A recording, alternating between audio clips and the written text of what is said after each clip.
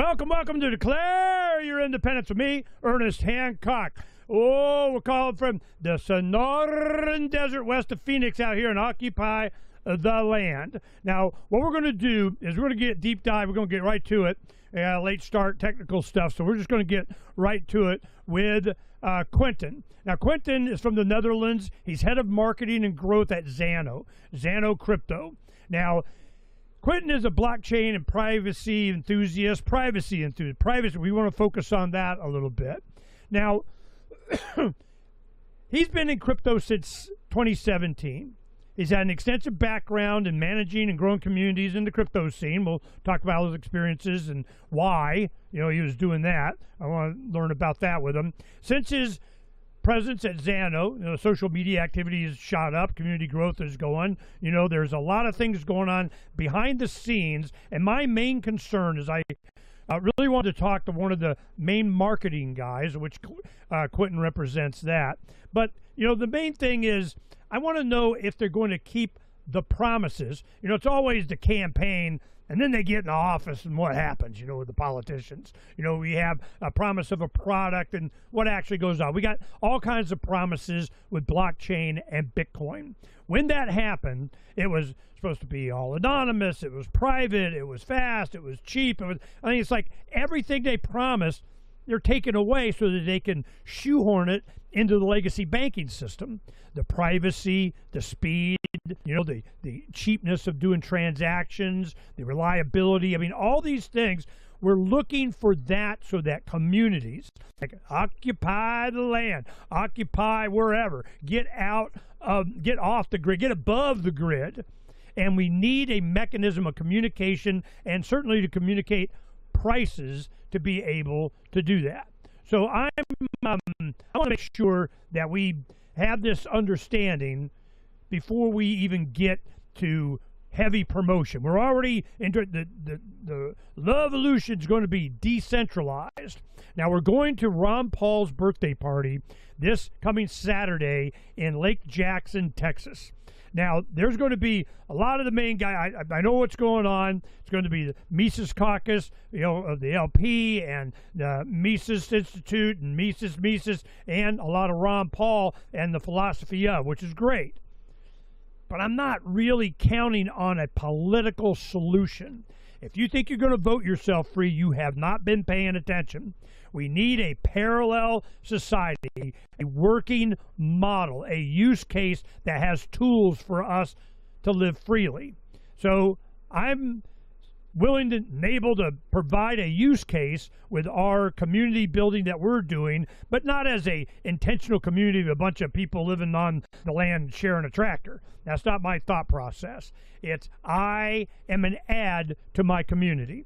I have my fenced in place. This is mine. This is mine. That may be yours, but this isn't yours. This is mine, not yours. So this, with other like-minded people able to communicate and provide decentralization, division of labor. You're good at something, I'm at another thing, and we have a market. Well, this is where I buy, I sell, and we communicate with each other what we each need. Where are you going to get your next meal? Where are you going to buy your next, livestock? Don't get cow. Water, mechanics, being able to get labor, work done. Zano can be the core of something like that. And I need to talk to people before I go all, jumping in to the lake here. I want to make sure I get the promises that they're willing to make and how they're going to keep them. Now, Quinten, let's go ahead and talk to you. I want to make sure we understand. Go ahead and turn on your mic and turn off your video. I want to get a good, audio here. Why? Why are you concerned about privacy? Yeah, let's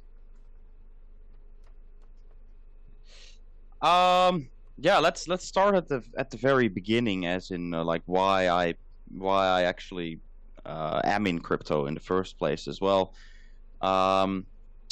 Because that started in 2017 with I think I just saw Bitcoin on the news a couple of times. It was probably making new highs.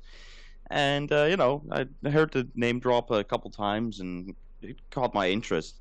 So I looked it up, and that's how I started learning about blockchain, about crypto. But very quickly already, actually, I turned to privacy coins because to me, it just didn't really make a lot of sense that if blockchain is ever going to help us to achieve freedom, then why would a transparent blockchain be the choice, right? Because to me, that actually sounds a lot worse than the banking system that we already have. Because with the banking system, at least you have partial privacy. At least nobody like in your surroundings can have a look in, like have a peek in your wallet and see your balance and your transaction history. Whereas with most cryptocurrencies like Bitcoin, as soon as you do a transaction with someone, that person can immediately see your balance, your transaction history, where you did a transaction, when you did it. So there are all kinds of patterns that they can recognize and all kinds of data that makes you very vulnerable as a user, right? So that's how I started digging into privacy coins and found Monero, actually I also found Conceal, which was a project I was very interested in at the beginning, but that never succeeded, sadly. And Zano was one of the projects that came on my radar as well, and I started creating this community named Pursuit of Privacy, where this was on Telegram, and it still exists today. You can still join it. It's this big group chat with all kinds of people that are interested in privacy solutions in the crypto space, and there's representatives from all kinds of privacy projects there, and there's just a lot of room for healthy debates, like discussions and stuff about privacy tech, and just a good place for people to learn. I did interviews and AMAs and wrote articles, and this is basically how I learned myself as well, because I was still quite new to all of it at that point.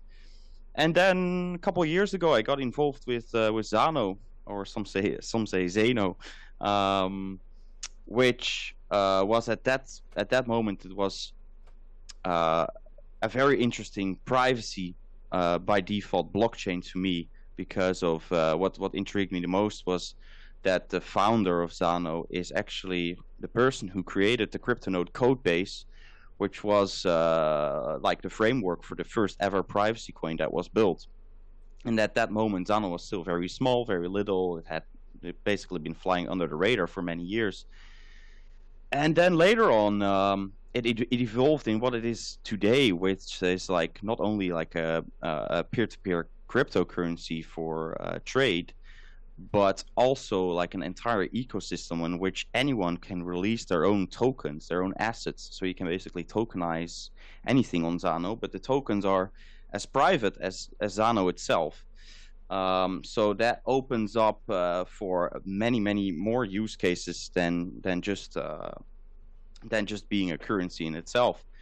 So yeah, that's basically how I ended up with Zano, and for me, privacy is just important because it's a huge security risk for the end user to not have privacy by default on a blockchain, right? It's actually not it's not like that. It's like sophisticated math, basically. It's just needed for security for you as the end user, because it wouldn't make sense for anyone to do a transaction and then immediately everyone knows what you have, where you go, and when you are there. And they're like, especially wrench attacks these days are very becoming very popular, especially here in Europe, in France, and in the UK. It happens more and more, where people get kidnapped or extorted for their crypto holdings.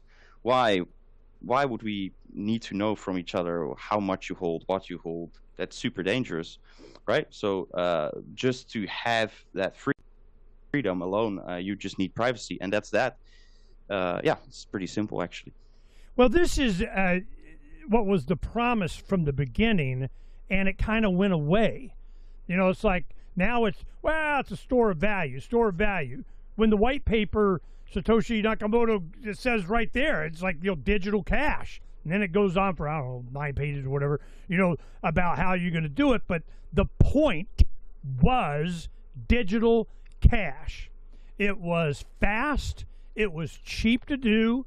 You could do any amount. It was just, a lot of great things at the time. After the Ron Paul revolution in 08, right after that is when this came out, like 09, 10, it started. And we were pumping silver. We were going we were educating people and what junk silver was, 90% silver, how much it's really worth, why, dime a dozen, where'd that come from? Well, if it's a silver dime, you get a dozen eggs. That's what it means.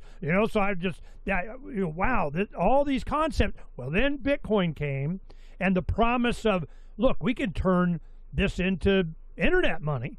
And it be secure, and it be fast, and it be easy, and it's not, no third party can say, no, you can't, and surveillance of know your customer, anti-money laundering, blah, blah, blah, blah, blah. So we're like, cool, we could do this.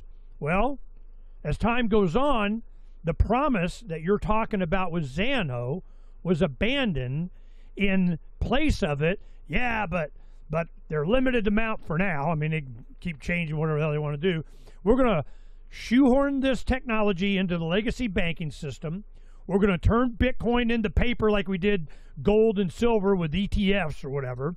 We're going to have massive surveillance. We're going to get our cut of taxes at every transaction. Won't even know that it was just done. It's like, third-party contract with Uncle Sam every time you go buy, bubble gum. So I'm just, wow, this is exactly what the promise was to get away from, and now they're guaranteeing that's what's going to happen.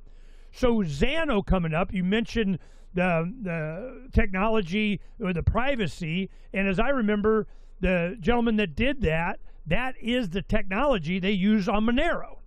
Well, he's taken it and done the Zano thing, and I'm going, okay, these promises that you're talking about, being private, and them not knowing, it used to be you had a QR code or a wallet out there, and everybody just go look and see how much was in it. And then you got to, start getting more clandestine about and paper wallets. I mean, it just got complicated when it didn't need to be if privacy was the focus. So I got this question, Quinten. Why is it not the focus anymore? What infiltrated, I speculate, but what infiltrated into the crypto space? How fast was that? How much pressure was there? How much did you recognize that the goal was to make it compliant with the United States government we get to know everything that you're doing? Did you see that coming? Who did that? Why did that happen? Why isn't there more resistance to it? Give me your perspective as a young guy seeing the promise of blockchain and crypto, and then what was it that co-opted it? What was it that attacked it? What was it? And then we'll talk about the solutions of Zano. Go ahead and answer that, will you please? Yeah, I think most people sadly chase dollar signs in crypto, right? Which is not the goal of crypto. Most people got into crypto because they wanted to get rich. It's sad but true. It's very easy to manipulate crowds via social media these days, and especially with AI and what's the right word for it? Social engineering. Yeah, that's the word I was looking for. Social and economic engineering. So, yeah, that's sad. Yeah, and that's the sad truth, right? I mean, back in, I don't know, like, I'm not as long in crypto as you, right? I just peeked around the corner in 2017, and on a more serious basis around 2021, 2020, which was when all of this was happening, was going on. But I do know that I have witnessed a significant shift in the general narrative where people really cared about cool blockchain projects that actually had utility, and people were saying, yeah, fuck the banks and the government, and we have to, it's basically as an anti-establishment movement.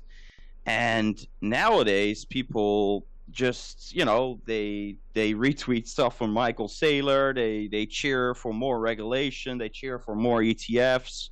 uh yeah, so this is like, a 180-degree complete shift in how it was in 2020 and before that. And yeah, sadly, there is not many crypto left at this point that actually stick to the cyberpunk values of privacy, of cheap, fast, reliable transactions, and economic freedom, and all of that. What Zano still does.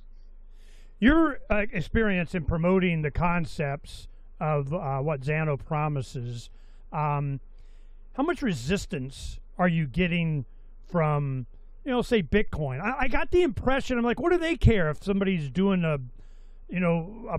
fulfilling the promise of what crypto is supposed to be? And I'm getting the feeling that any competition with Bitcoin and its compliance with the United States government, they're looking at it's going to be counterfeit. It's not that. We got legal tender laws, and the law is Bitcoin or nothing. Everything else is a shitcoin, and you're illegal, and you're doing it wrong. Something that mindset. And you just phrase it as Bitcoin maximalist, but it's weird, and it's so counter to what the beginning was.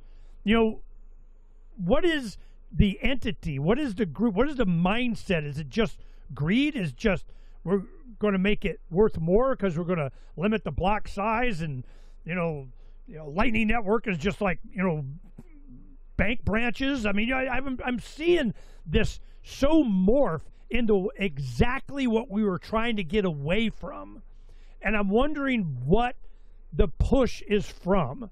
When you mentioned Saylor, I saw him at the Las Vegas Bitcoin conference here recently, and his presentation was just all about how rich we're going to get. Buy more, get more, hodl more. Do it. Nothing about privacy, nothing about innovation, nothing about countering the man or nothing. It was just how much richer are we going to get? And we're co-opted Bitcoin and shoehorned it into the legacy banking system. And I'm just, look, we got JD Vance here. They've come to us. We're gonna dance with the devil and change him.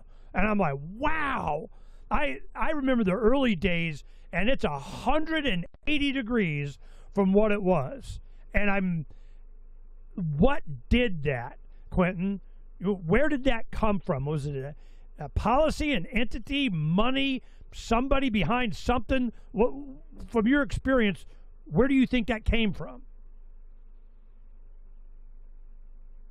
I think it's a combination of all the things that you mentioned just right there. Definitely, I believe that there's government involvement here, right? Because maybe they saw Bitcoin as a threat, so why not take over and destroy it? But also just the way people are, the greed in people, the ignorance in people. People just blindly want to see the number go up, and that's basically what most people care about in crypto.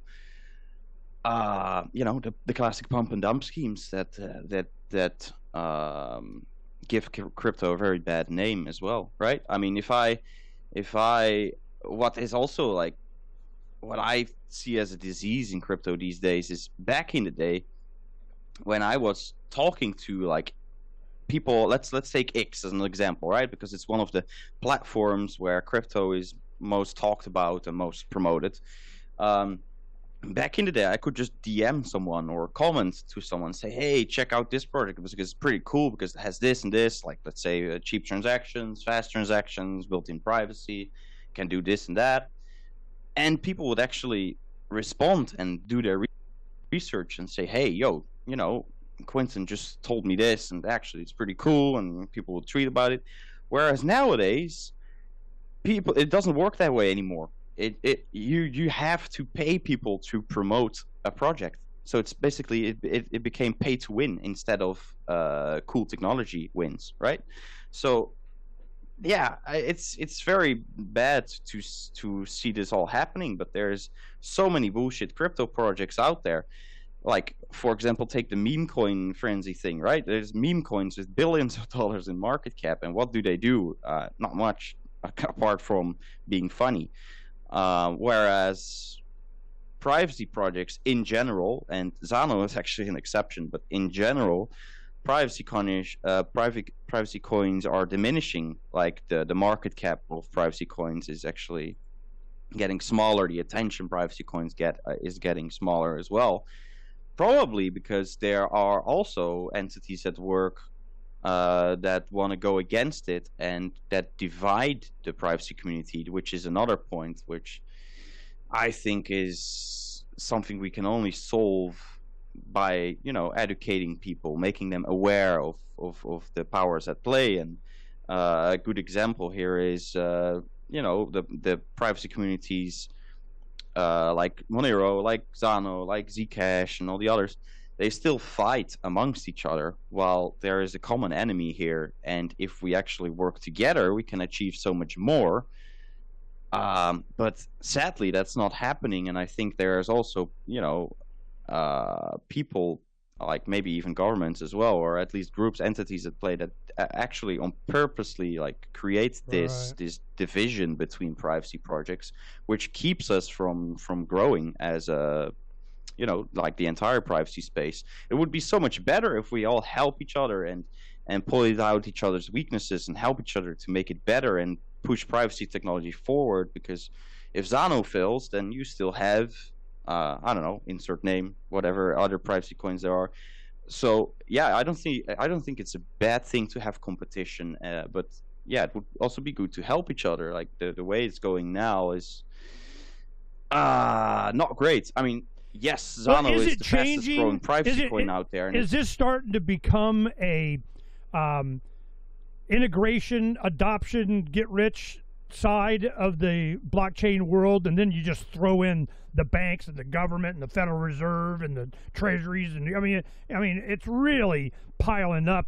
All the bad guys are, at the the high school dance, it's run by the gangs or something. I mean, and then you have the other crypto guys. You go to the high school dance so you can find out where the real party is, and the real party, and where it's really having some innovation in the privacy sector. And then those are separate people. But then to make sure that doesn't become popular, you go in the different factions, like you're talking about the different privacy coins, and you cause dissension, and you get the trolls, and you have the bots, and they start going, oh, you're doing it wrong. No, you're doing it wrong. Your mom wears army boots. I mean, whatever crap that they're doing. But is Zano developed enough to not care? Anybody, oh, Zano sucks because of something, or Monero's bad because of something, or Zcash doesn't do it right because of something. I don't care.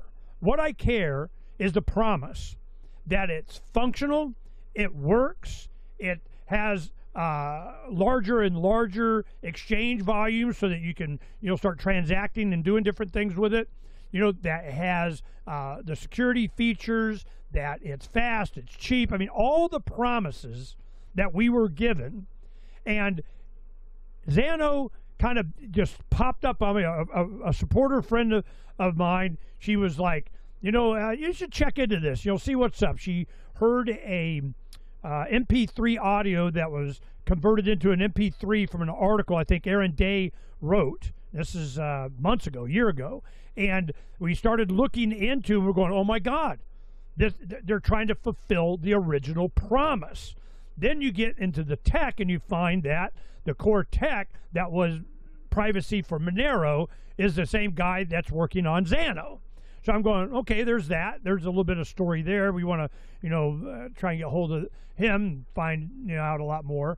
But from a marketing standpoint, where you're coming in, you're a relatively young guy. How old are you?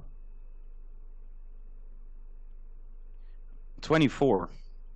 So, kid, but I remember at 24, had a lot of energy. I was committed. Had a lot of time and devote, and had friends of the same mindset, and go do some whip ass. So you're whipping ass in promotion of this concept, and haven't had it beaten out of you by this constant multi-directional anti-privacy derangement syndrome, whatever the hell they do, to try and get you off of the focus that is the most important. How close is Zano to having a full suite of options that can be integrated and not worry about the detractors? We don't care what you guys say. We're doing it. It is available now. You need to integrate it into your community and your life. Start using Zano. How far off are we from that? Honestly, and now we get to the positive side of things, I think we already pretty much achieved that. Because we are proven, that a privacy project can actually still grow, even though there are all these powers at play that work against it, right? And all these haters. Like, it actually gives me a lot of energy and power. Like, I go around the world talking about Zano and also do interviews online, and basically manage all of our connections and manage your socials and all of that. And although there are so many, let's call them leeches, like bloodsuckers in the privacy community, but also at most like in the general privacy in the general crypto community these days, there are also so many people that are still on the good side and that definitely deserve a shout out, like Aaron Day, like Roger Ver, like Sally Mayweather, like yourself. Like, there are so many people that still look for the OG values behind freedom and crypto tech that can give freedom to the world. And it's super refreshing to see that that's still going on, and Zano is growing because of that. It's growing fast too, and also from a technical perspective, like you said, people can use it now. Like, actually last week, the confidential layer bridge launched, which was like a massive milestone for the project, because now people can actually bridge their Bitcoin, Ethereum, DAI, BNB onto the Zano blockchain to upgrade it with the privacy and security of the Zano blockchain. So people don't even have to convert to the Zano cryptocurrency anymore to actually enjoy the privacy features of the Zano blockchain. You can just bridge it and keep, because some people, they are somehow married to their bags for their own set of reasons, and they like to be exposed to the price fluctuations of Bitcoin or Ethereum, for example. But now they can actually still be exposed to that, but stay completely private with Zano's privacy blockchain.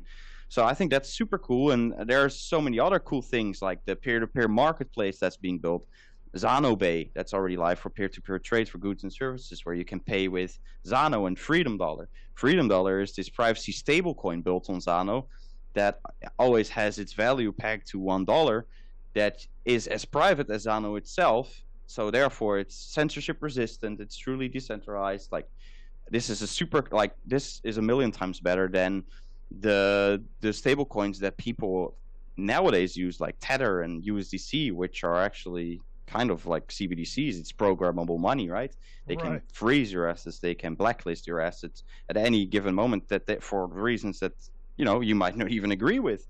So, but these tools all exist. We have escrow trades, we have aliases, which makes it very user-friendly to send funds around.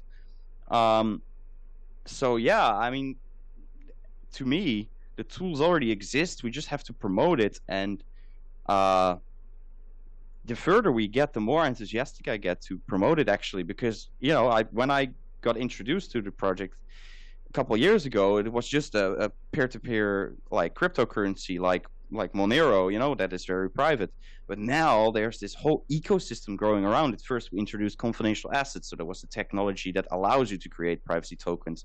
Then I saw it being integrated into the wallets with nice UI interfaces that make it so easy to use. And then I saw Bitcoin.com wallet, Cake wallet, Edge wallet as well integrate Zano and all the confidential assets. Now there's products building on top of Zano, like Freedom Dollar, like Confidential Layer, like Obscura for private NFTs, like Zano Bay, the marketplace.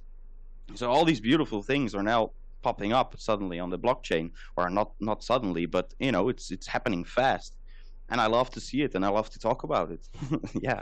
So I'm super excited about it, and I'm super we had an interview with Paul Play, his good friend from beginning back in the day at Airbits, and I was looking for a grandma just button. Everybody goes, you just this and you just that. I go, yeah, come show me this just button you guys keep talking about. And they pound on the keyboard, and I go, I don't know, it looks like 50 just buttons to me. And I go, I need a grandma just button, like the Staples Easy button or something. I mean, it just I load it, boom, it's done. I don't have to worry about babysit my wife, being able to use crypto. It's pretty intuitive. It's so well. They go, wow, you need to talk to Paul Play when he did Airbits. And Airbits was freaking simple because he understood as more mature guy. I mean, he's not old. He's probably in his 40s still. But back then, his 30s, he's like, yeah, graphic user interface. I mean, you got to make it to where it's simple and easy, where you had a lot of crypto guys, well, you need to hire me as a consultant to do your banking kind of, I'm like, really? No, that's not going to work. So when you have Edge Wallet, as Airbits became Edge, they incorporated Zano. So I wanted to talk to Paul. We've known each other for a long time. I go, look, why? Why did you? He goes, well, it has a lot of good innovations. The guys know what they're talking about. They knew what we needed to be able to make it easy to integrate it. I liked working with them. They had a good product, and it's needed, and peace, and let's do it. And I go, all right, that's that's a good endorsement. So when you got on the Edge Wallet, it really made me feel, okay, you guys got something going on here. Now we have the ability to purchase it, to use it, to be private. Where's the attack coming from? Are there legal attacks? Are there threatening attacks from the man? They're going to pass a law? Is it just social media kind of thing? Is there any legitimate concerns they have on Zano that rises to the top on social media? Where is their hold on Zano that they have any effect on you even caring what they think? I mean, are you past the point of Zano giving a crap what Uncle Sam says? Or is there something legitimate you have to develop or overcome for it to go a much wider audience? What is it that you still got, or are you ready? I mean, let's do it. Let's rock and roll. Screw them. I mean, where are we at in the process here? The tools are there. The tools are there, ready to be used. But the blockchain is still being optimized, of course. Like we have this, Andre is working on this consensus upgrade, which allows us to maybe move to full proof of stake and have faster blocks, therefore faster transaction confirmation times and all of that. So that's all still going on. So the blockchain will always be improved, but still it's being ready to be used. Yeah, like your question about what is Uncle Sam doing. I don't really see people work against Zano, to be honest, at the moment. Yes, there's always people that create like fear, uncertainty, and doubt about the project, and but in most cases just for bullshit reasons, just because they don't really understand how a certain technology aspect works. What does happen here in Europe, however, is in October, which is, it's already August, so 2 months from here, they're going to introduce the digital euro, which is a CBDC. And it will not be mandatory from the start, but, this is where it starts. And they will probably give certain benefits to the people using it. You're right. So that this, and maybe there will be another crisis that surfaces at some point in the following years, and then suddenly it will become mandatory because, I don't know, whatever bullshit reasons they might give. But these are serious developments and serious concerns that I have. In fact, they also want to ban privacy coins entirely here in the European Union by as early as 2027. So that means that in 1.5 years from here, I either need to be moving out of the European Union, out of the Netherlands, or quit my job. Well, of course, that's not an option for me. So I'm also looking at moving away because the European Union is not a place where you want to be, in my opinion, with everything that is coming here. So Yeah, so this is basically what's been going on, but still there's lots of room to grow for Zano, and lots of I don't want to convince the world to use Zano. I don't think that is even possible, right? I'm not like being pessimistic or anything, but I'm just being realistic, right? If we only can convince 1% to use Zano or privacy coins in general, that would already be enough to create a circular economy that is self-sufficient, like that works beautifully, like with enough offers and all of that. So I think that is the goal that we're working towards here. Just providing the service, the tool, the mechanism, people will take advantage, just like they did with blockchain to begin with. See, the thing is if we're worried about, well, the government's gonna what? You know, what are they gonna do? You know, well, they'll make it illegal. You're not allowed to have that software on your phone. Google Play isn't going to provide the app. iPhone won't. Don't care. I'll get my own crypto phone of Raspberry Pi and bite me. You know, I just, which is how it started in the beginning. I could see this integration. It started early on. Well, we need them to, love on us. We're going to vote for a candidate that likes crypto. They don't understand it. But I remember back in the day how they were trying to control emails on the 90s, and John McCain, Arizona U.S. Senator, didn't even have an email on his computer. He's going to regulate something they didn't know anything about, which is what's going to happen. They're going to, they, them, those. People won't leave us alone. The banking, the government, the military, industrial, New World Order, empire, educational complex, whatever the hell, the ones that won't leave us alone, they're going to be going, you know what we're going to do? We're going to pass a law. And if your technology doesn't give a crap what the law says, it just works and people do it, that's what I'm drawn to. That was the whole point, is that it didn't matter what they did, which once they started to realize that, you're right, they had to get inside it. They had to change it. They had to overwhelm it. And a lot of times, at least now, crypto people, a lot of privacy individuals have money, value. They have resources. Well, they just want more, bigger yachts, or are they going to use the windfall that they produce through their philosophy for the next stage, for the privacy, for the community markets, for the bypassing of a system that is destined to go down. The four horsemen of the apocalypse are mounting up. Mount up, regulators, here we go. Well, here it comes. And if we are not ready for that, you think supply chain problems during COVID was a thing? Man, you ain't seen nothing yet. Here it comes. And if you're not able to transact, it's going to go back to, barter, trade, precious metals, fine, that's cool. But anything of communities being able to go any kind of distance, or community, to go to other places, if they're not able to conduct online, digital, via satellite, whatever, they're not going to be able to do it. It's not going to be possible. It's not going to be, we're just going to go back into the dark ages of.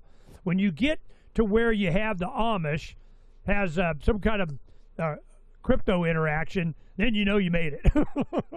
But this is so essential, in my opinion, to be able to have this philosophy, the philosophy of Zano Bay, the philosophy of the market, the philosophy of privacy, the philosophy that we were promised with blockchain early on. If we don't, we are going to be just roadkill on the, in the fourth turning. That's what I think is going to happen.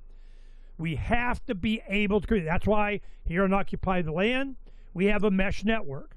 We're able to go, 10, 15 miles at 200 download and upload. Well, 200 down, 100 up. We're using little cell phone relays. We have a community, get hundreds of square miles that we can communicate outside of any other system. It's our own mesh network. We can do that with Zano. You got a market. Then if you can hook up to some satellite or Starlink or whatever, which can go down, which it did a week and a half ago worldwide, T-Mobile did whatever the hell they were doing.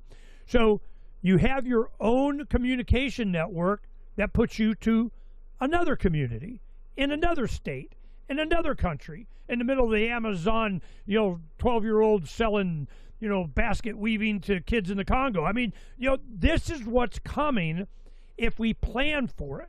And we have the third-party risk, the government, you're not allowed, where's our cut? That's what they want. It's just a gang with a flag or just a mafia. We got, make you an offer you can't refuse with this here gun.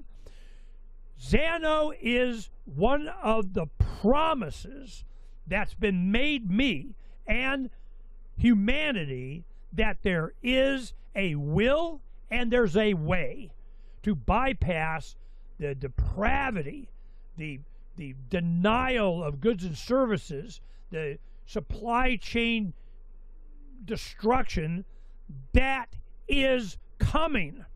You can see it. There is no way that you can have this amount of debt, this amount of you owe, this amount of guns, and we're gonna get it. You'll own nothing, and here's your happy shot.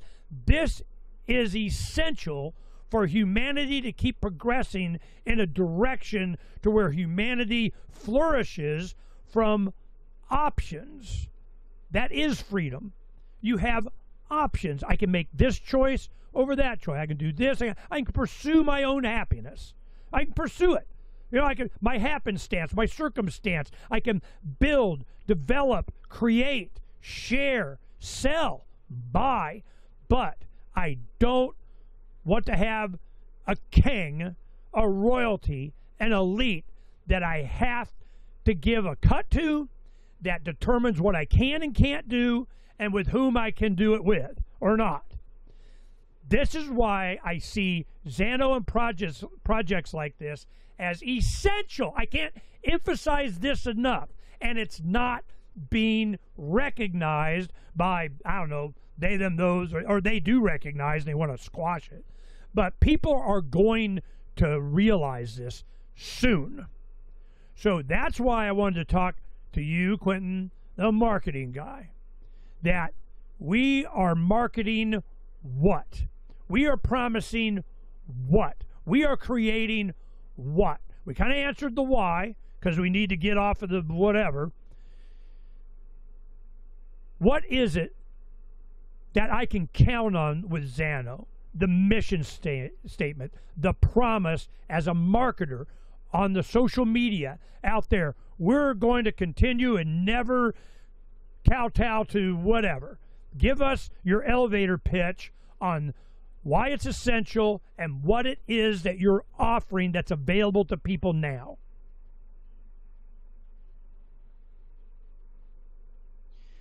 Yeah, so the mission of Zano is basically to give people the tools to be free to do as they please, basically. So and make crypto as easy to use as possible so that it becomes ready for mass adoption, so that it can be widely used no matter your geographical location, no matter the restrictions that might be going on in your local region. Well, would it be susceptible to any kind of control? Because I know it's going to happen. This is what I anticipate is going to happen. They're going to go, yeah, we love crypto now. They're already starting. We love us some crypto. We need to get crypto. We're going to have, national sovereign reserves in crypto. Which one? Yeah, we pick this one. But it has to have, to do that, and all you guys holding it get filthy stinking richer, we're going to go ahead and require that we can take taxes or we get our cut at every transaction. It's just right in there. We got multi-sig contract. Uncle Sam gets a cut. Then we're going to track it. We want to know any and everybody, everything. And then who can and can't do it. Anti-money laundering thing. But selected guys can, we can, because we can. You can't, we can.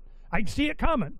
And then with competition that's outside of that, they're going to go, oh, somebody's competing with our, monopolistic cabal scam of cartel of, we say you have to, and they're competing, so we're going to pass a law that makes it illegal. You can't, and you're already talking about this. This is exactly what's going on in Europe. You can't have that wallet on your phone because it's kind of not really your phone anyway. You can't do this transaction. If we have evidence that you did, you get your wrist slapped, you go to jail, we shoot you, whatever. I need to have a technology that is impervious to that. They don't even know that you made a transaction. They don't know that you're using it. And if they do, there's no evidence of it. They go, we need all your emails of people and Edward Snowden that did whatever on LavaBit. And he goes, yeah, we shut it down. You're not allowed to shut it down. We didn't get all the names yet. I mean, this is their mindset. You go to Edge Wallet. They say, hey, we need to, and Paul Puey on Edge goes, well, we didn't keep that metadata. We didn't keep that information. That's all we got, which is nothing, so sucks to be you. Well, then what are they going to do? When you have, like you're saying, you're going to have to move out of Europe, you're in the Netherlands, and go where? Where? Space station, moon base, beta, bite me? I need to know that this is a commitment that's going to, and I went through this before with the promise of MadeSafe, mesh network, kind of like we use IPFS for everything. Interplanetary file sharing, I put it up, you can't alter, delete it, edit it, censor it, whatever, bite me. Just as a demonstration, I use that almost exclusive. We were kind of going back on social media to kind of promote that, but we always have that as a backup that you can't go after. This is what I need.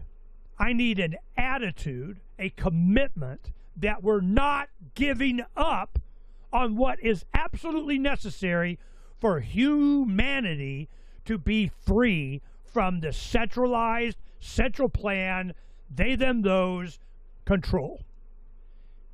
And it doesn't matter what they do, which was kind of the early days of Bitcoin, which is why they had to co-opt it. Or that was the plan from they, them, those from the beginning. I have no idea.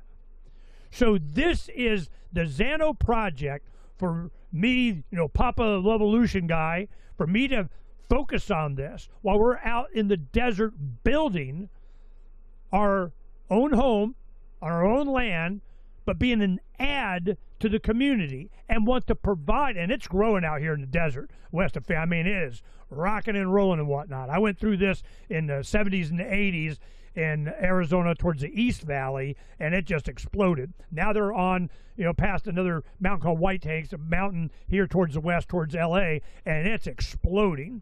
So as we create this infrastructure of self-sufficient people that aren't aligned for anything else, be progressive, liberal, whatever, doesn't matter, but they're able to freely transact, to buy, to sell. That'll make you a freedom guy when they start trying to take that away. As we do this, I need a commitment from Mr. Marketing Quinten guy that your mission is to support that mindset, that tool, that availability. Because once we invest in this, once we start endorsing it, as we're starting to do banners, I haven't even put anything up on Freedom's Phoenix yet. I have the banners ready, but I wanted to talk to you guys this week and last week. We've been doing this for months. We're going to Ron Paul's birthday this coming Saturday. Get a feel for the Levolutionaries on their mindset on this. And then we're looking to warp speed, as we did with Bitcoin. Roger Ver, you mentioned, he was all about promoting the concept, the promises of this. And then when Bitcoin started going down the dark side and definitely being obvious of what was going on, forked with Bitcoin Cash. So Bitcoin Cash trying to keep the promise. Well, it got its own issue, whatever, I haven't paid attention. But Zano, with the privacy aspect of it, I'm going, okay, I see that it is about 2010 to 13 before it started going real bad with Bitcoin is where we are on the privacy coins in Zano right now. This is the beginning of the launch. But because we have been jaded, because we have been lied to, if there is a deviation from the privacy aspect of what Zano is, it will get cast on the trash heap of never mind. So I need to know that this is the mission. It has the people, the tools, the developers, that we need to start talking to developers, that this is something that I and anyone that supports what we're doing and our consistent advocacy for freedom for humanity, that this is something that they should check into, look at, start adopting, using, building on. It has all of the tools to do a lot of the promises. So, because if they could do that, I promise you that there is going to be a big giant wave of here we go, and that will be the battle. That will be one of the main battles in the future of humanity between the collectivist, join our smart city, sign up to get your matrix plug in the back of your head and promise to, be a good boy and you'll own nothing and here's your happy shot. And the other alternative is that our pursuit of our happiness, our happenstance, our circumstance, our ability to be free, our hands are not handcuffed, that we can actually do that. Now, whether we're at liberty to do it, the man saying there's a law that you got, I don't care about that. What I care about is the capability and you don't care about that we are able to transact and do so privately, that we're not in violation, of whatever they come up with, and that we are evidence against ourselves, the Fifth Amendment about, not self-incrimination. Well, they're making sure you self-incriminate. Now, you got to be on the list. You got to have your transactions surveilled, approved, programmed, allowed, taxed. If we don't abandon that, we will forever be enslaved by it and the people that do it. That's how important this is to me, because I got kids and a dozen grandkids. This is the future. So the reason that I'm behind the scenes on Zano, talking to the people doing it, now talking to you, and I want to talk to developers, is because this is effort on grandma and grandpa's part to not enslave my grandchildren, to provide an out, to provide a market, to provide options, which is the definition of freedom, that you could choose. But there are no options. Well, you're not very free. Do you understand, from Mr. 24-year-old, from talking to a grandfather at 64, of why, as a libertarian activist since I was 28 in the late 80s, doing all of this, all my activism, all the stuff, has been to this purpose, to this opportunity, to the time now.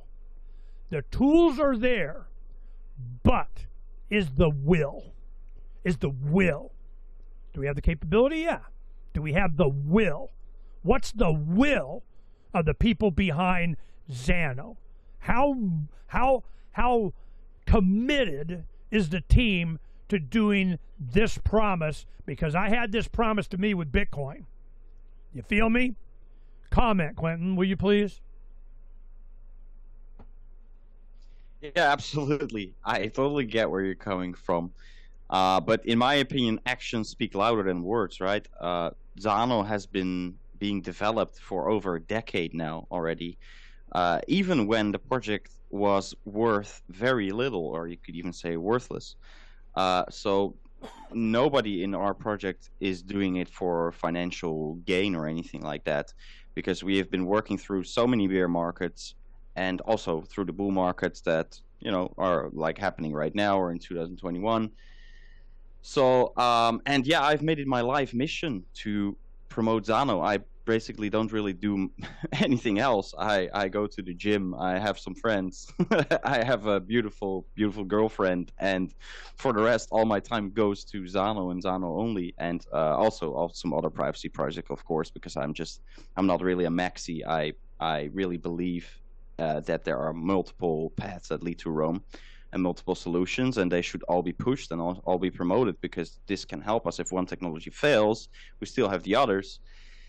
And yes, ultimately, I'm doing it for the freedom, right? If I did it for anything else, I wouldn't. Because now in 2027 they're going to force us to not not be able to promote privacy coins in the European Union anymore.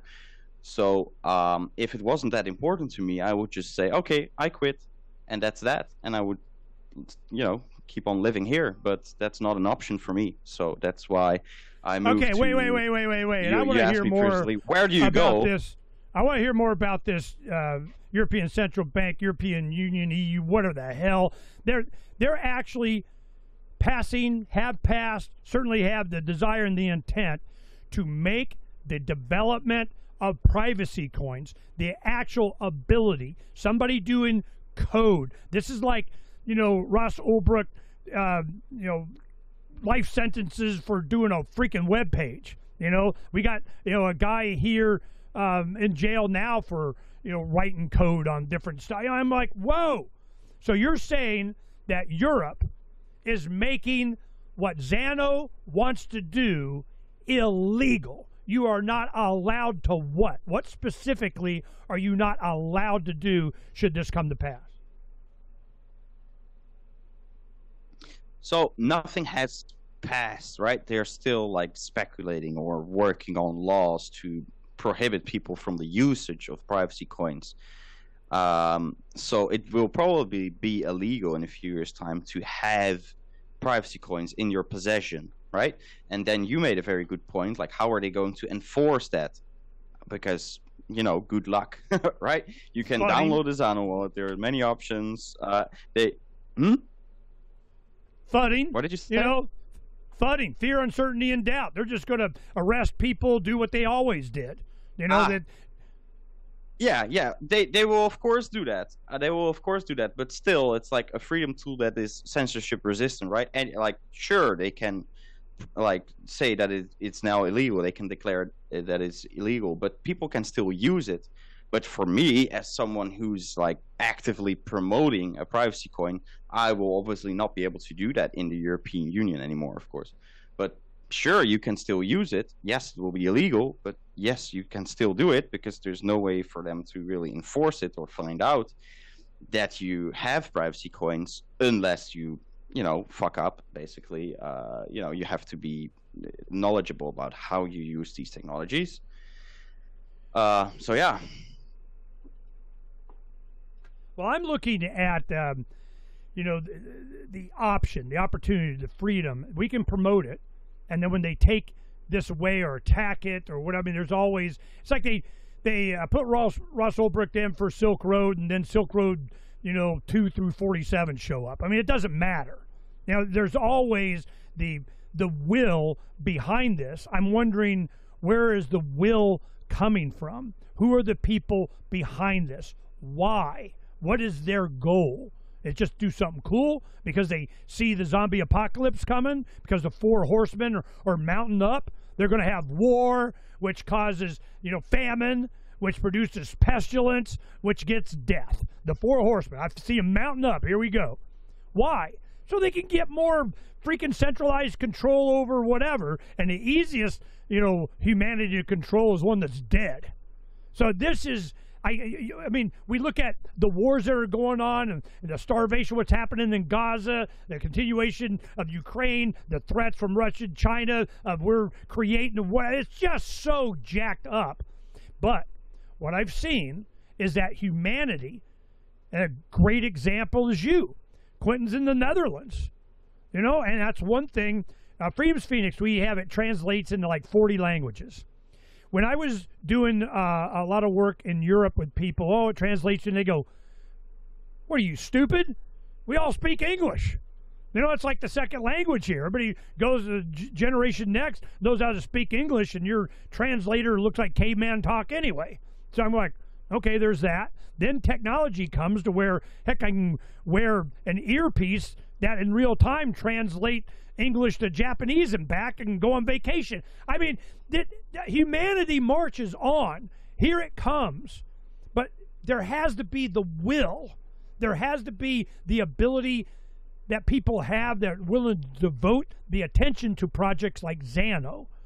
Where is that will coming from? What is that philosophy? Where's your gathering? What is this social media that you're on? What Reddit channel is that all these people are coming together? And then, of course, the bad guys target you. But I'm just wondering where this will is coming from, Quinten. Where do these people, birth from? You mean the team itself or the community as a collective? Both. The idea, the concept. It's like you go, all right, who are the ones that, the Star Trek-y people. They're not, everybody's an actor, not everybody's a director, not everybody's a set builder, but they have an audience. We support this mindset of in the future of abundance of whatever. Of course, they still got that federation thing going on. But I'm just, at least they got a prime directive, pinky swear. But I'm looking at the community, the supporters of this, the people that allow it, support it financially, endorse it, get Zano. Where is that will coming from? From what happened with Bitcoin, it was all get rich. Ooh, it's an investment. Ooh, it's down low. Buy some more. Get more crypto rich, while you're enslaving yourself. Zano is not that. Now, I'm sure it'll probably go up, and it's probably doubled since I've heard of it. But, that's not the point. That's not the goal. That will for that goal comes from where? Out of European Union, school system? I doubt it. Where is it coming from?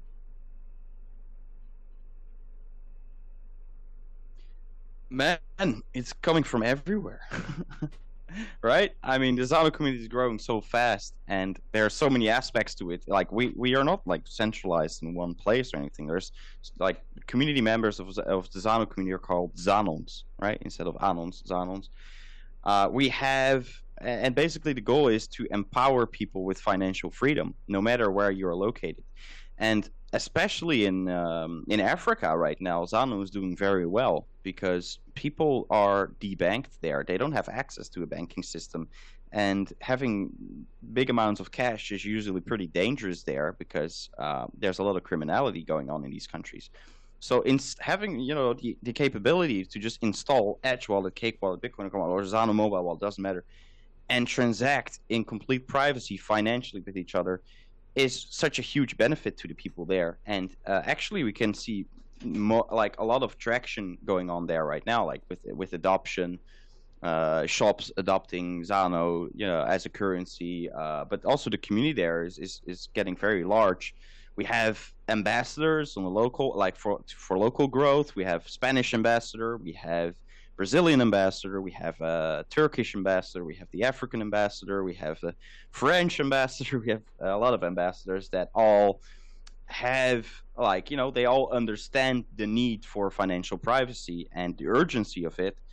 And basically, all the, I'm not sure if this is the right word in English, but like all the noses are pointing towards the same direction. Is this a saying in English as well?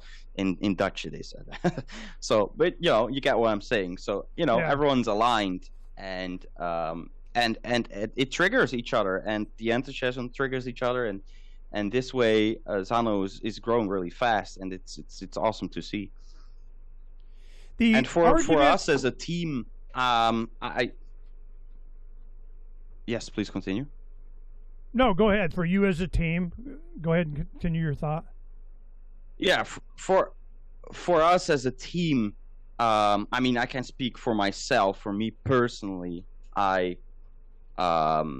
does not come from the school system. Indeed, I've always actually felt that I was pushed away, or pushed away by the school system, or I pushed the school system away. It depends on how you look at it, because you get indoctrinated with all kinds of bull crap, all kinds of bullshit that I don't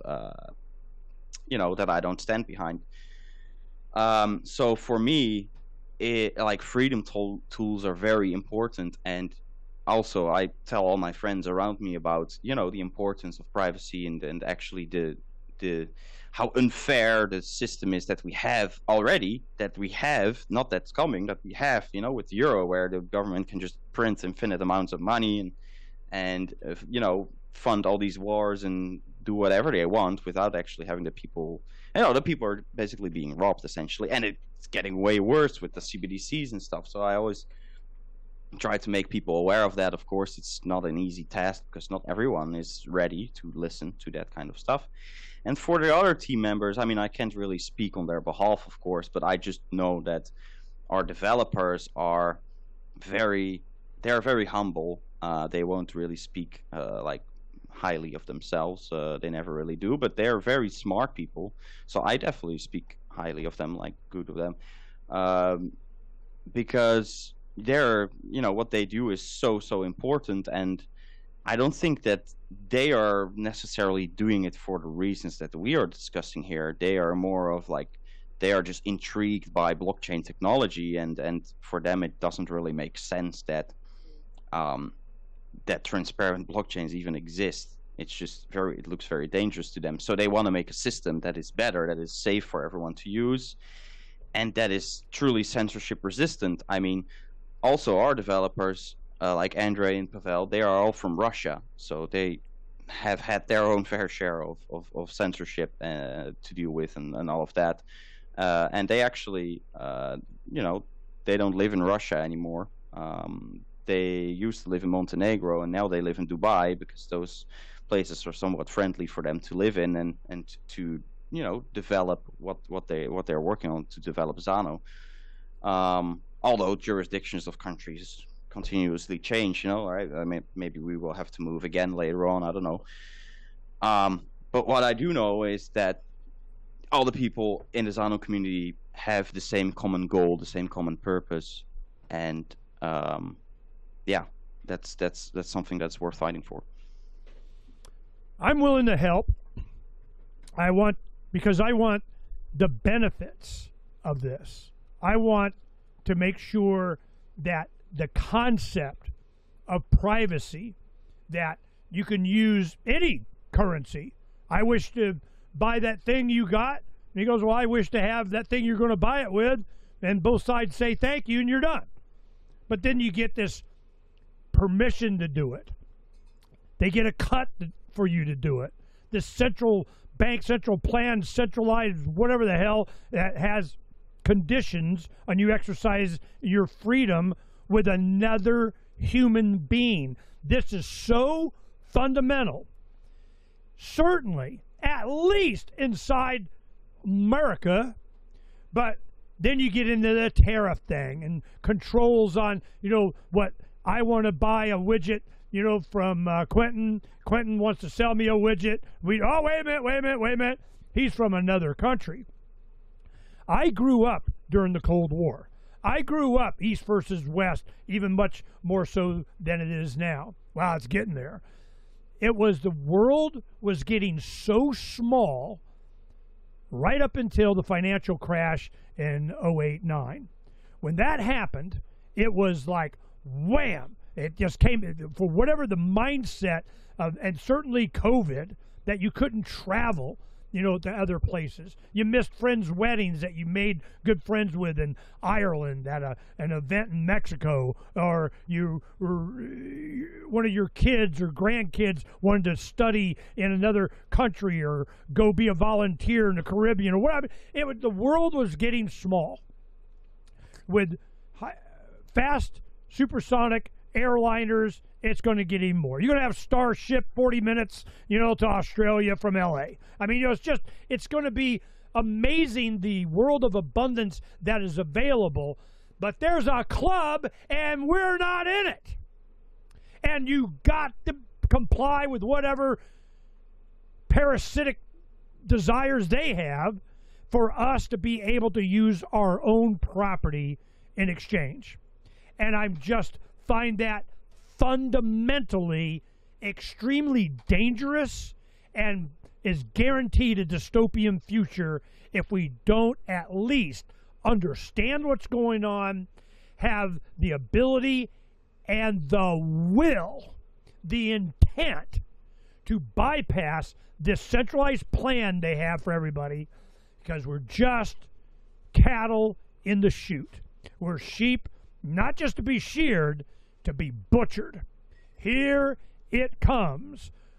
I want people to understand, as an old-time activist, someone that, principle is practical, that philosophy is essential to understand what the goal is, what the promise is. That's why this show is called Declare Your Independence with Ernest Hancock, because the Declaration of Independence was very clear.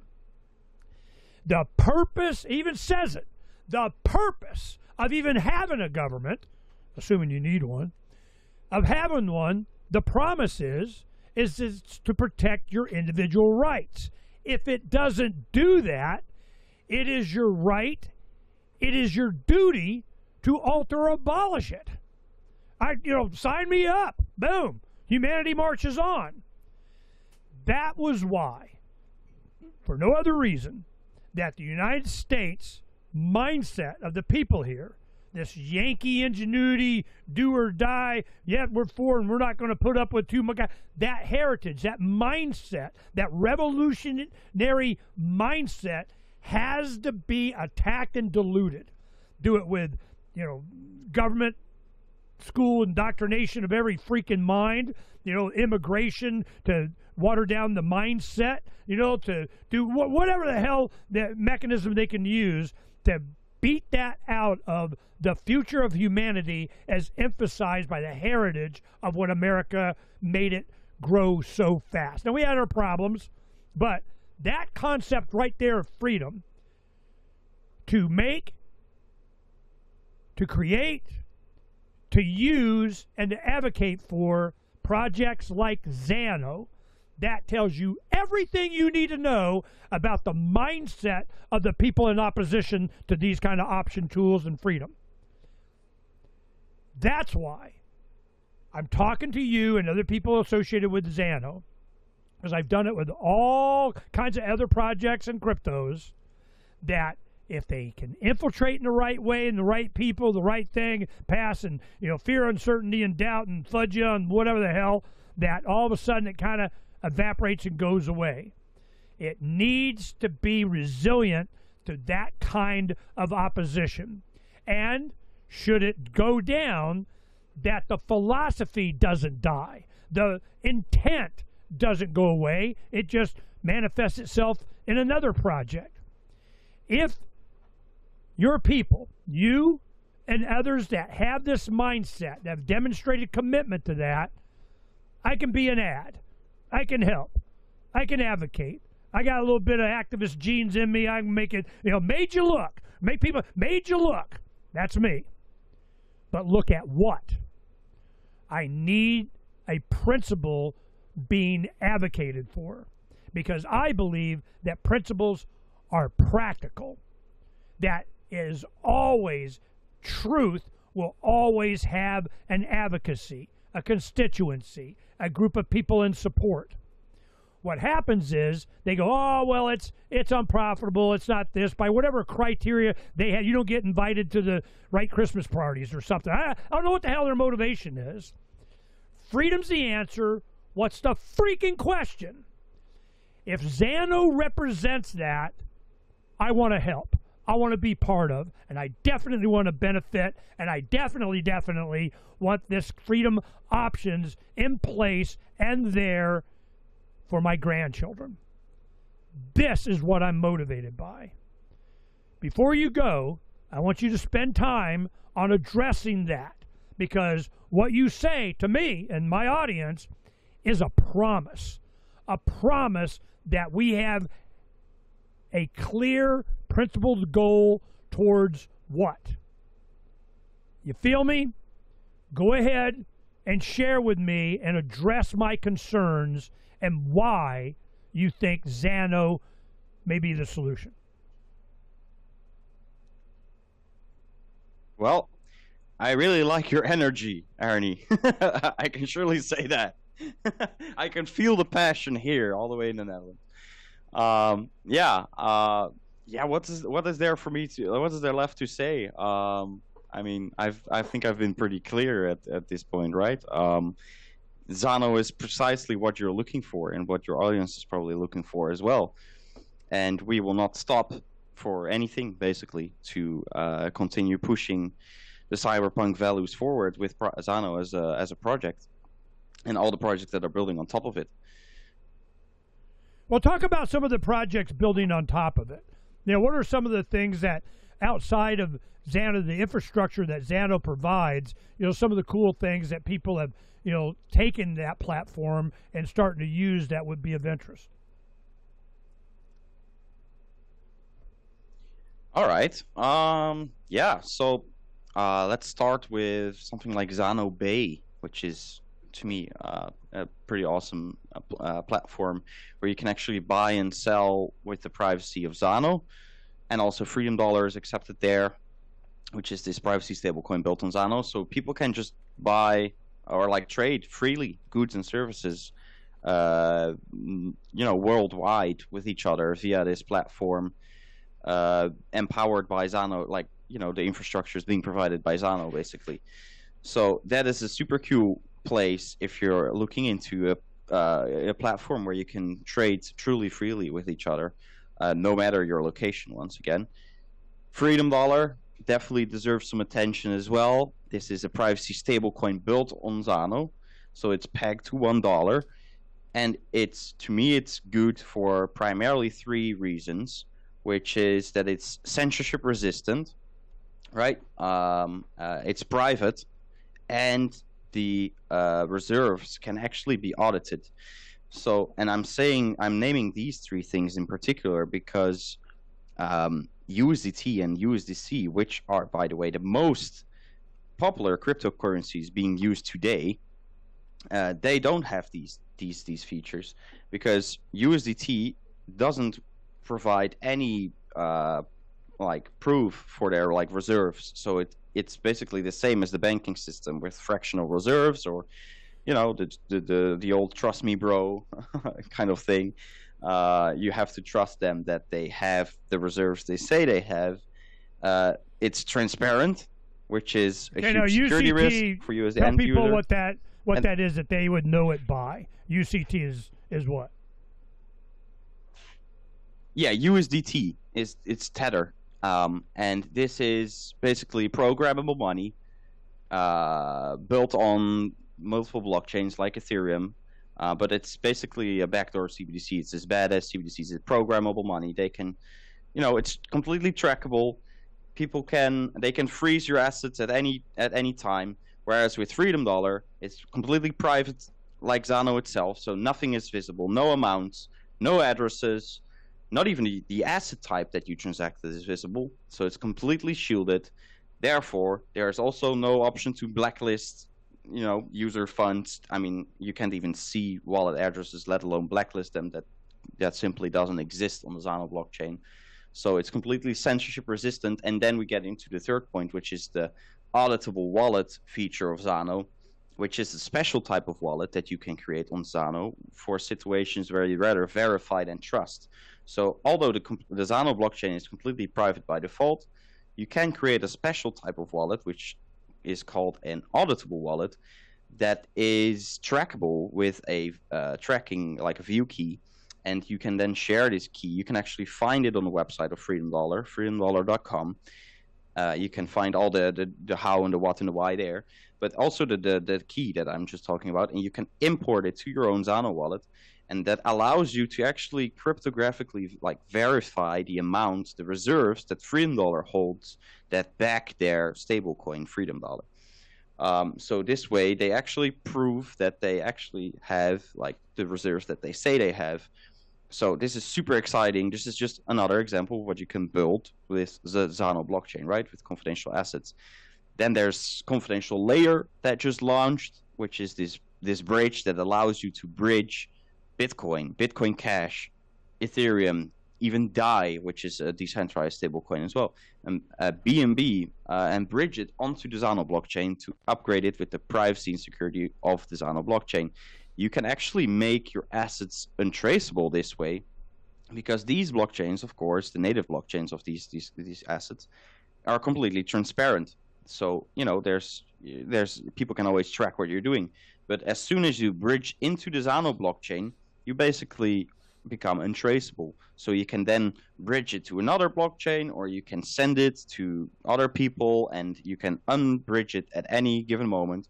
And to bridge something onto the Zano blockchain, you basically send it, you lock it on the native blockchain. So let's take Bitcoin as an example. You lock it on the native Bitcoin blockchain.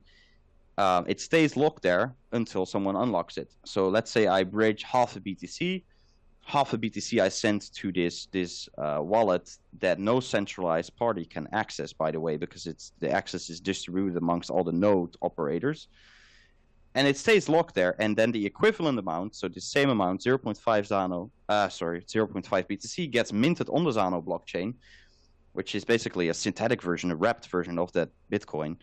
And you can then, do anything in the Zano ecosystem with it, send it around, bridge it to another blockchain. But once you want to bridge it back, you always can. There's, the amount always stays locked until someone or yourself bridges it back, like unwraps it to the native blockchain again. So this way, there's never, these assets are not created out of thin air or anything. The native asset always stays locked one-on-one. So every synthetic version minted on Zano is always backed by the real version on the native asset, on the native blockchain that it came from.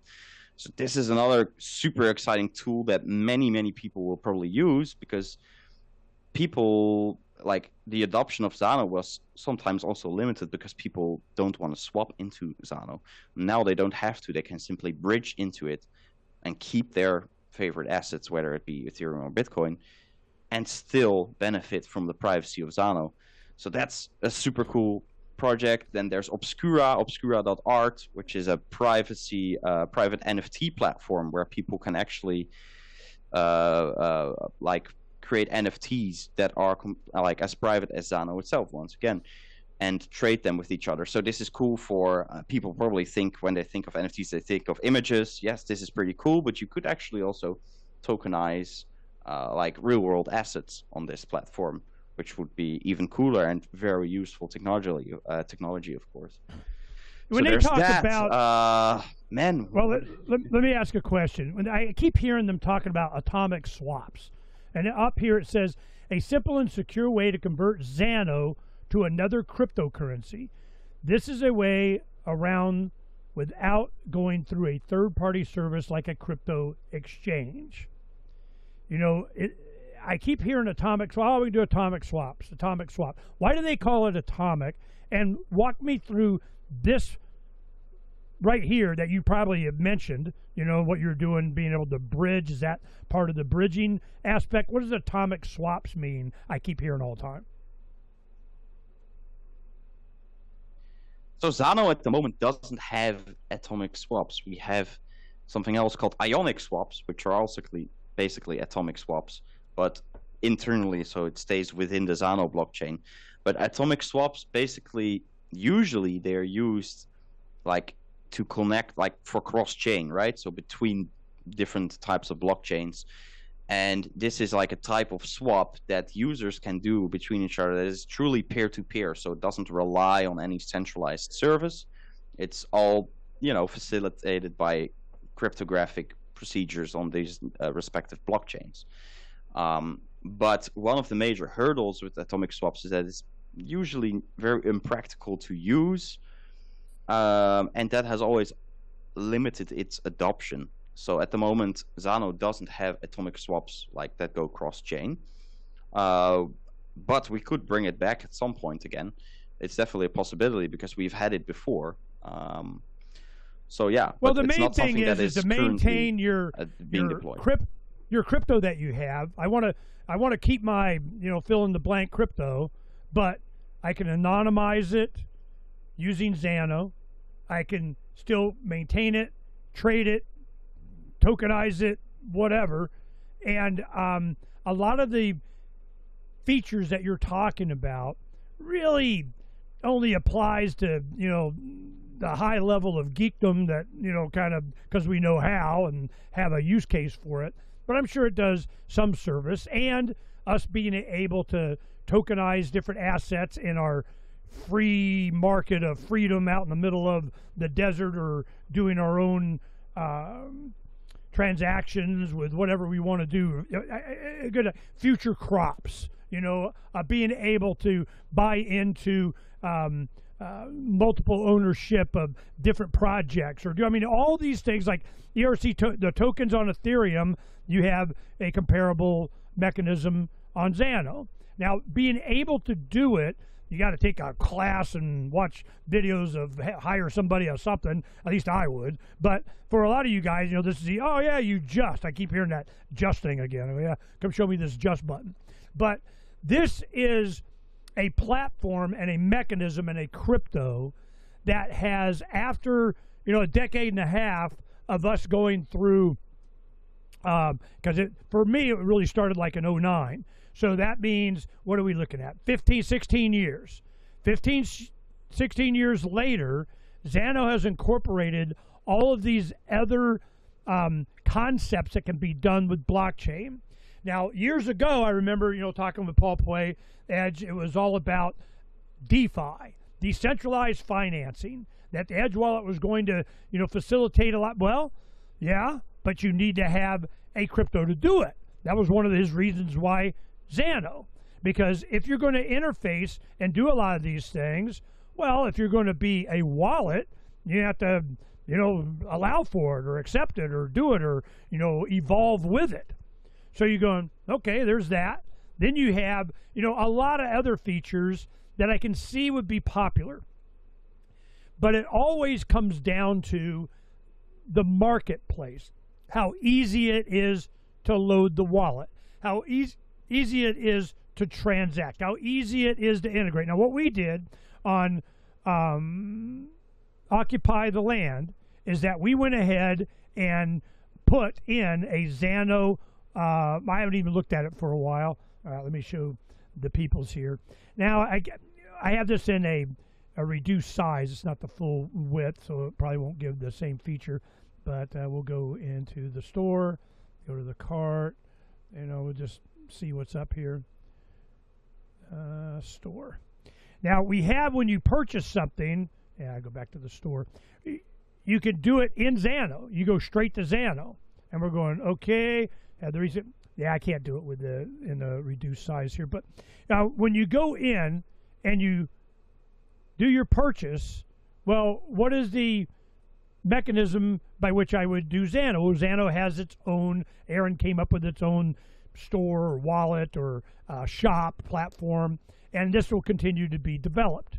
That's what, at the level that we want to be participatory, help, get some feedback, and how it would apply to a community, a farming area, a desktop publishing, a desktop manufacturing, people creating value from raw material. If I got a plant that I make a scented candle out of, whatever the hell it is that they're doing, is that you have a ecosystem that is supported and is private.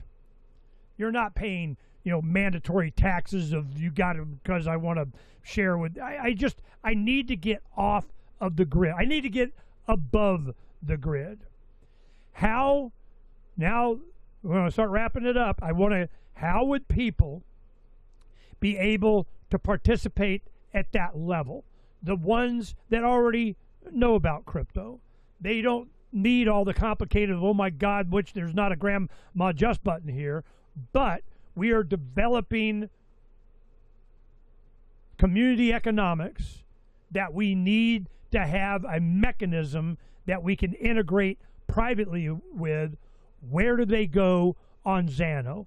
How do they start participating? Where are the forums? How do we download the desktop for us to be able to put into the WordPress or the whatever? We're at that stage now with Zano that I believe you already have the mechanisms and the minimum abilities and options that you can start creating the market, the ecosystem. Where do these people that want to participate, play with, incorporate privacy into their ecosystem go? So you go to intro.zano.org. This is actually our intro page that we crafted specifically for people that are entirely new to the project, right? So you just go to intro.zano.org And this basically explains you what is the project about. It has all the links there, so the website, the blog, or documentation that has explanations about the why and the what and the how of any feature. Links to our community. So we have a Telegram group, we have a Discord, we're on Twitter, we're on Reddit, we're on Instagram, we're on TikTok, all these, the more familiar platforms as well to reach also younger crowds because they are mostly on Instagram and TikTok. We also have, it's a little bit harder to access, but we actually have our own messenger called Zano Matrix Messenger that is fully encrypted, and you can access it via your Zano alias. But actually, this is a beautiful place because scammers don't really take the effort to go through these steps, but Zanons, they actually do. So it's a very safe place where you can interact with other people in the Zano community, to do trades or to learn from each other, basically just to connect. So this is a place that I would recommend anyone to actually go that wants to learn about the project as well. There's the team there, there's active community members there, and just the core, the heart of the community is there to basically help you with any questions that you might have. And also on this intro page, intro.zano.org, you can find the download links to the wallets. I think most accessible and easiest way for now is the mobile wallet. There is, of course, Bitcoin.com mobile wallet, Edge wallet, Cake wallet, but the one that actually gives you access to the entire Zano ecosystem is the Zano mobile wallet. You can get it from the page that I just talked about, but you can also get it from the Play or App Store, although I won't recommend that. Better to get it directly from the website. But the Zano mobile wallet is actually it's been improved massively lately, and it's super user-friendly, super intuitive to use, and it also has a built-in browser function. So if you go to that mobile wallet, you actually have a built-in browser function that allows you to go to, for example, Zano Trade, which is our own decentralized exchange based on Ionic Swap. So you can do true peer-to-peer trades between Zano and the confidential assets launched on Zano, such as Freedom Dollar, such as the private versions of Bitcoin and Ethereum that I talked about. You can go to can access Zano Messenger through there. You can access the Obscura NFT platform through there. So it's basically like a very, like your central, like your hub, so to say, your access point through to the broader Zano ecosystem. So I definitely recommend everyone to download that one and start with the intro page. So you go to intro.zano.org, just walk through it. It's very easy to understand. And then if you have questions, join our community. We're happy to help you further. Install the mobile wallet, explore all the beautiful apps and dApps that are being built on Zano right now, and start using it and start spreading the word about it. Also, to your friends and family on a local level, on the internet. There's also the Zano Ambassador program that you could actually apply for. We actually fund people that want to, spread the word about Zano. There is this community initiative that's called the Zano Community Meetup Group. I don't even know the people behind it, but they actually fund people that want to host local meetups, like in real meetups in your local region, to spread the word about Zano and the ecosystem and how to use it. So there's also that option for you. You can contact them to do host a local meetup in your own local country. So there's all kinds of ways and things to you can interact with the Zano ecosystem. We have bounties. We do both, like in real and also online events. We do sometimes giveaways or quests, and you can actually even earn some Zano for free by completing like certain tasks or completing certain bounties. So even if you don't have the assets to put into Zano, you don't have to. You can actually get some for free as well. Even if you just want to get started, I'm happy to send you one Zano, which is worth like $10. So you can actually just try it out yourself for free. All the messenger, the transacting, the decentralized exchange, all of that. So yeah, I hope I covered everything, but I don't know, man. I need to get in something. But I mean, what the hell? They're going to pay me. They're going to give me some Xanos to start pimping and spreading around Zano. Well, where do I sign up? Shit, you should have told me that in the beginning. This is I've been doing some graphic art. Some of the banner ads that we have and banners that we're taking to different events that has us using the revolution will be decentralized. And this artwork, well, hell, I had to pay for that. What kind of crap? Man, I'm gonna need to get on it. So this is good to hear. It seems a lot more fleshed out than the beginning of crypto. When we first started all this, while we were kind of paralleling with silver and so on, back, Freedom's Phoenix and Declare and the Revolution and Pirate, all the activism we were doing, we did it for the reason we didn't have any of this infrastructure. It was all created original art, doing what. So one of the things that I did with the Zano guys, I go, look, I need some artwork. I need logos. I need. You want me to start, promoting? Where do I get the artwork to be able to do the banners? So I ended at that level. But if there is a kind of like Dash did, their rewards and encouragement, the promotion of kind of thing. Well, we're familiar, with people who have done that, and I'm ready to really. But you see, I can't until I at least get the assurance. Talk to a human being, interview. Next, I want to get a developer that I am confident that at least the intent and the will and the principles being advocated are there, because I'm not wasting any more time getting all these people that pay attention to crypto to have CBDC shoved down their throat. Oh, thanks, Ernie. That was nice of you. You see my point? So I need to, hold on after we finish up here in a second, and we'll talk about this. But this is, I'm not, I'm in the later years of, I'm not going to keep doing this. I just go live in my canyon of being an example and inspiration. If I'm not too hungry, not too thirsty, not too cold, not too hot, not too unsheltered, not too unclothed, I'm just out living my life, enjoying the desert, and everybody can suck it. But then here come the four horsemen out to find me too, and I know the only way that I can be free for me and my family and my grandkids and kids is to advocate it for everyone.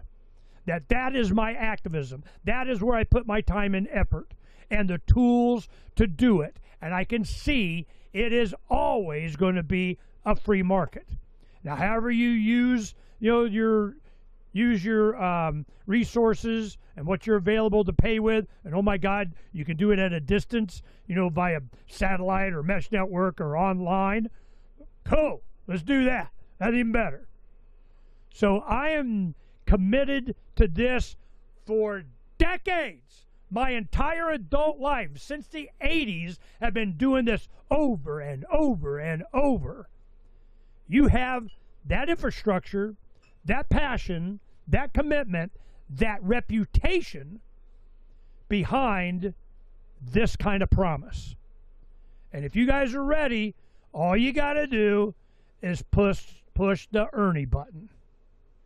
Just saying. Thanks for coming on. Give you opportunity to give the final word, and then we'll yak it for just a couple of minutes offline here. Go ahead and give your final presentation. You did a great job answering my questions. Thank you, Quinten. But what do you want to share with the audience before you go?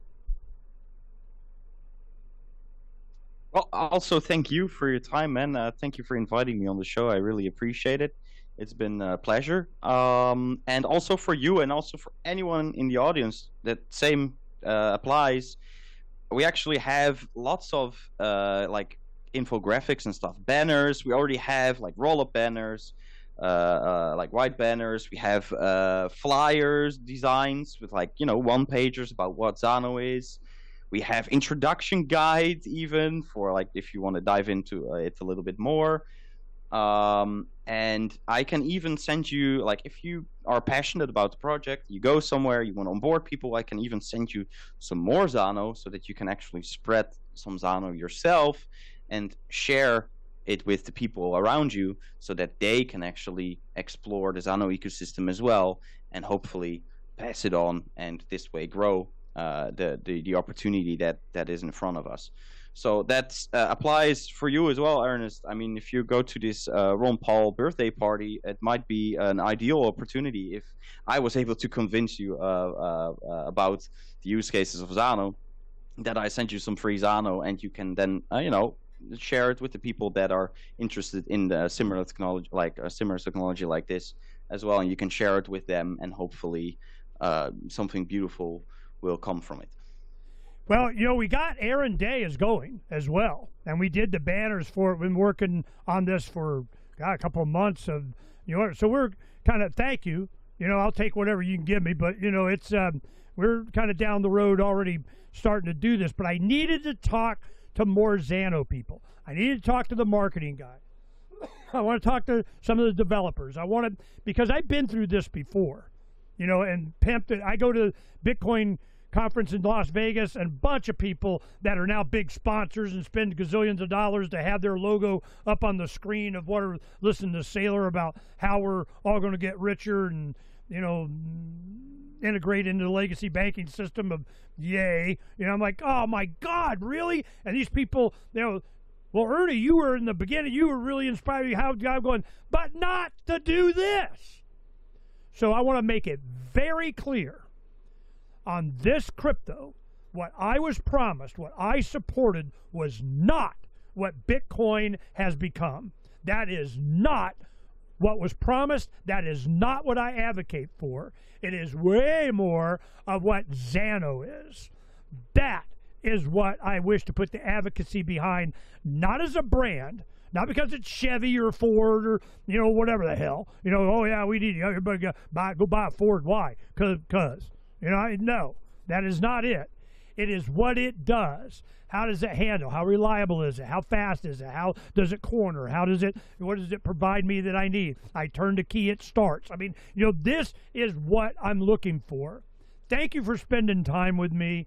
I really appreciate this. Let me vent and make it clear what the direction I'm going and why I'm motivated, because I'm not alone. There is a lot of people looking for this promise to be fulfilled. In fact, a lot of people that had the resources but did not get into crypto. And the reason is because they're already wealthy, they're already under the target by the man, and they already knew that they were already going to be, surveilled and imprisoned and targeted, and you're not allowed. Well, now we're getting into where, yep, you can come in as long as it's CBDC or the equivalent of, the GoldmanSachs.gov coin, but to have privacy stuff out there, it has to be private because they already know that if they're targeted, they're going to get targeted. So you need to go target what? I don't know. You didn't see it. Pinky swear. We're going to find out. That's what we're working on, because when you get, Ernie and Donna on your side, it is a true ad. Because I have the skill of one thing more than anything else. Well, two. One, I know a guy or a gal that just contacts. And the second thing is, made you look. You looked up, that made you look, because I'm willing to do the work to make you look based on a principle of stuff that is important for humanity to survive and thrive. Survival of humanity. That's where we're going. Well, leave it there. Hold on a second, Quinten. But, man, this has been of interest, and I'm glad that we had this conversation. It was necessary before we go to the next levels of support. Peace!